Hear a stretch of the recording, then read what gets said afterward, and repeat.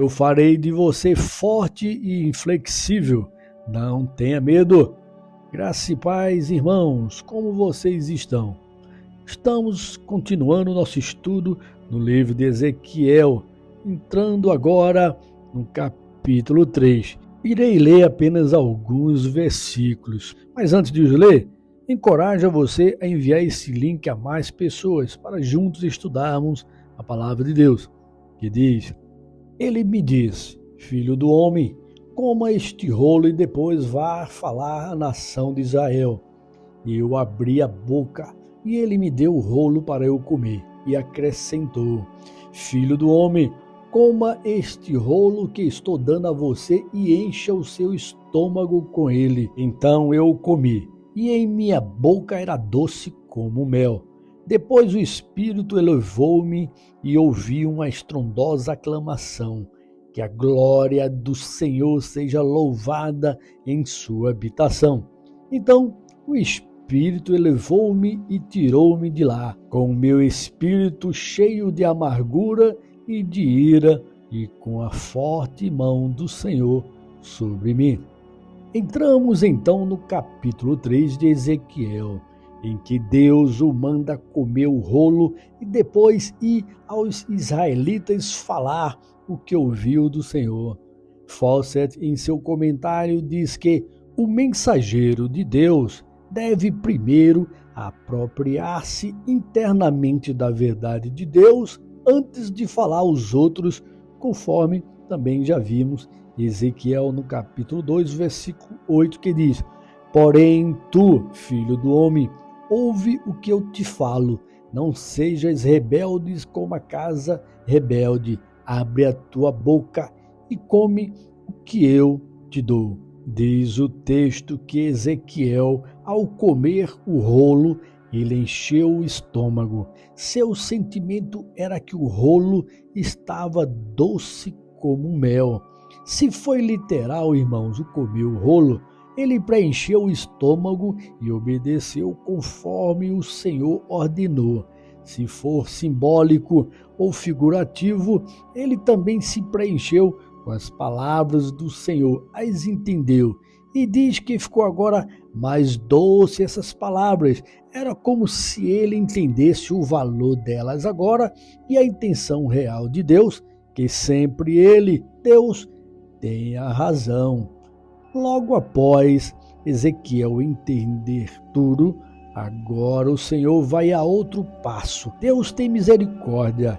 Ele trabalha aos poucos para deixar o ser humano capaz de realizar a missão.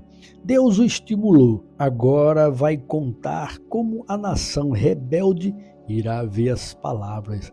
Deus, em sua soberania e conhecedor de tudo, inclusive do futuro, avisa agora a Ezequiel que o povo é obstinado e endurecido de coração. E é essa nação, o povo de Israel, que ele vai falar, não irão o ouvir. Ou seja, parece que tudo que Ezequiel entendeu com sacrifício e que agora vai falar, não vai dar em nada. E Deus ainda acrescenta: qualquer outra nação ouviria as palavras que eu te envio a falar, mas um povo rebelde, obstinado como a nação de Israel, não ouvirá.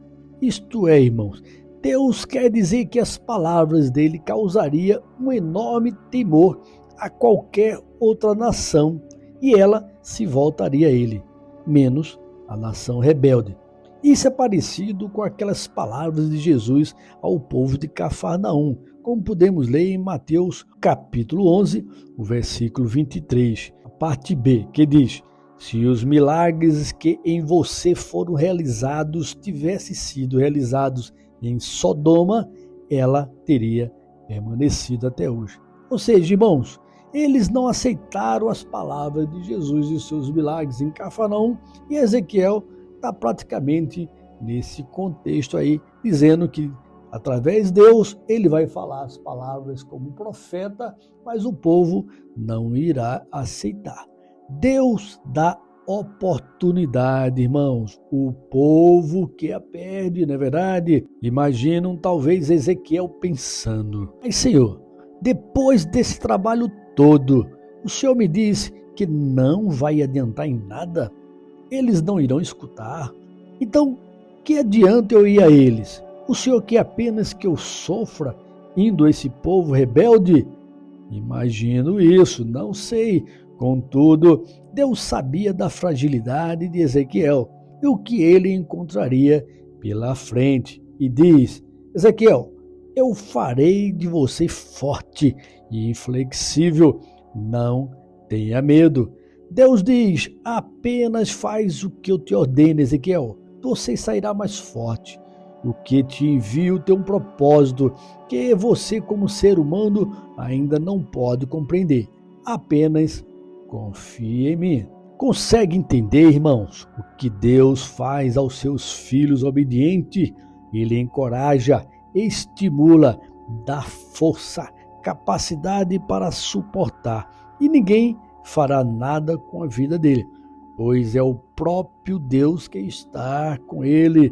Nós não entendemos muitas coisas quando Deus nos chama, mas quando o Senhor tem uma missão para você, para mim, para nós, Ele nos anima, encoraja, estimula, nos capacita, dá força e vigor a suportar as tribulações, aflições e tentações que sobrevenham ao seu chamado. E ninguém pode fazer nada contra a vida se o próprio Deus não permitir. Deus mandou Ezequiel ir aos compatriotas do exílio. O povo de Jerusalém era como um filho mimado com raiva do pai que o pôs em castigo, na disciplina, por seu ato errado, e não entenderam o ato de Deus, a percepção futurista do Deus Todo-Poderoso. Não entenderam que Deus livrou o povo da tirania eterna de seus líderes.